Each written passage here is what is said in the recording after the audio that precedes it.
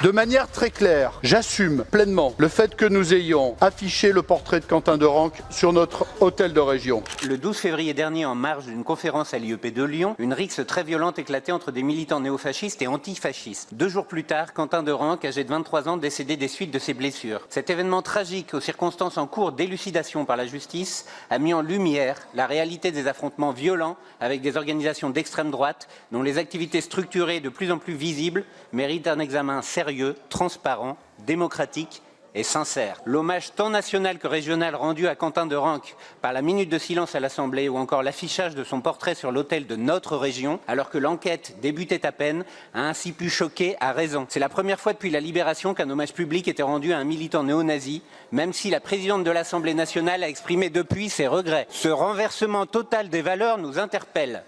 Car suite à la mort du militant néofasciste, des élus de gauche ont fait l'objet de menaces et des permanences parlementaires ont été dégradées. Ces actes violents constituent des atteintes très graves à notre vie démocratique. Selon les données publiées par les chercheurs, l'extrême droite est responsable de la très grande majorité des violences politiques en France. On parle de 59 morts depuis 1986. Une note récente du Centre de recherche de la Gendarmerie nationale, qui n'est pas une officine gauchiste, place les néofascistes parmi les principales menaces terroristes en France, juste derrière le terrorisme islamiste. À l'échelle européenne, certains partis sont des relais politiques de ces groupes néo-nazis ultra-violents, comme l'AfD en Allemagne, réunis au sein du groupe L'Europe des nations souveraines au Parlement européen.